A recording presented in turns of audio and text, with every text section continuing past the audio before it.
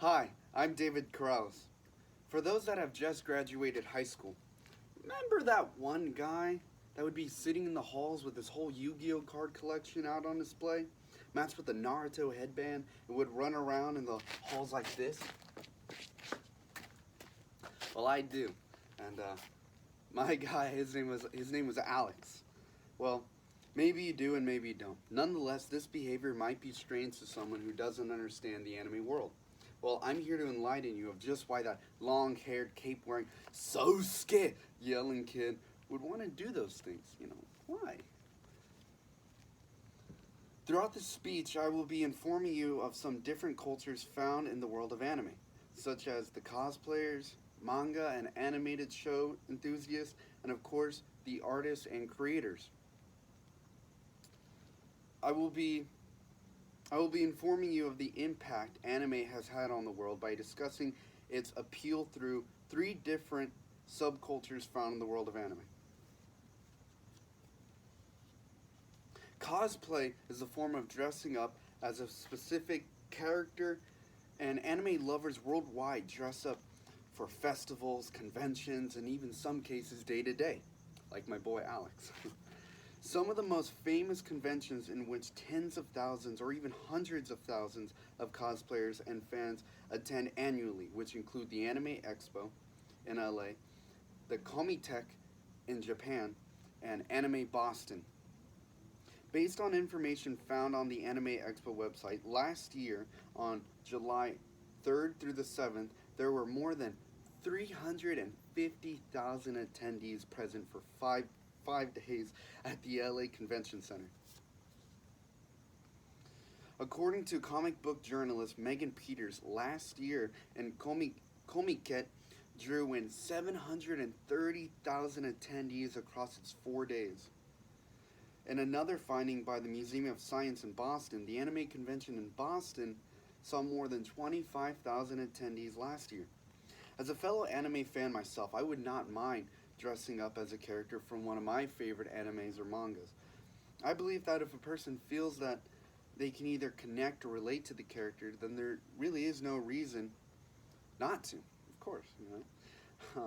Furthermore, I hope that you feel informed on just how popular and large these gatherings of cosplayers and fans are. Now, let's dive into the animated shows and manga people fan over. The Japanese animated TV shows and movies we see today were originally rated in comic book art, um, known as manga, and many people today are fans of both manga and anime. Um, there are about 8 different genres when it comes to manga um, and anime: action, comedy, drama, psychological, sci-fi, horror, fantasy and magic, and lastly romance. According to Isaiah Jones of Comic Book Resources, the comedy genre is one of the most popular genres in all anime, as elements of it are often spread across other genres. Comedy series are typically lighthearted and easier to watch.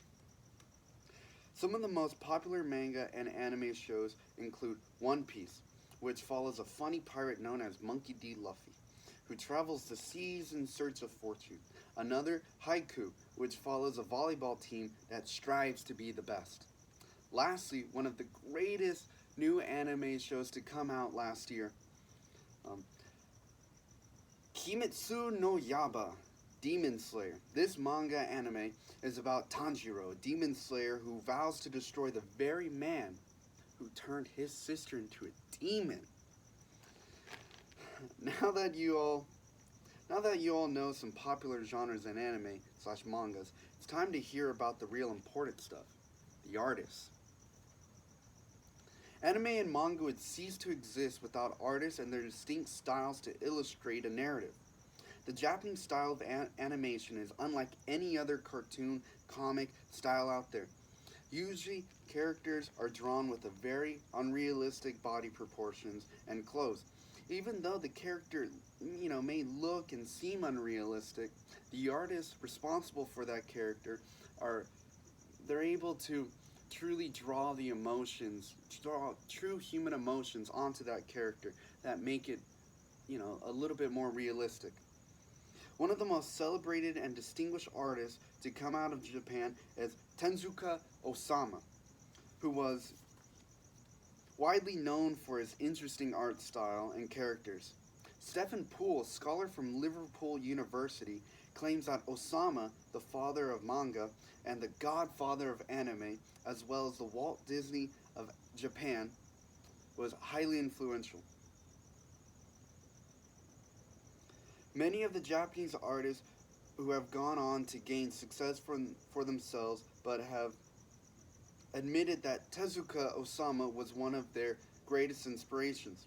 Two of the most popular artists include Akira Toriyama, who went on to create the Dragon Ball universe, and lastly, Katsushiro Otomo, who created Akira. This manga is set to become a live-action film in the next following years, starring Keanu Reeves. To wrap it up, there is strong importance for animators to continue utilizing their unique style that has grown synonymous with the world of anime in order to preserve it for future entertainment. In conclusion, the world of anime has grown to be very popular in today's society, and that is due to the three main cultures of anime. Hopefully, I have informed all of you of the appeal of anime through the varying cultures, such as cosplay being the form of dressing up as a specific character that anime lovers worldwide will go to far lengths to go be with other fans and other people in these large conventions. The Japanese animated TV shows and movies we see today were originally written in comic book-like art, and many people today are fans of both. Anime and manga would cease to exist without artists and their distinct styles to illustrate a narrative. All very important. In the words of Akira Toriyama, move well, study well, play well, eat well, rest well. That is the Turtle Master way. Thank you.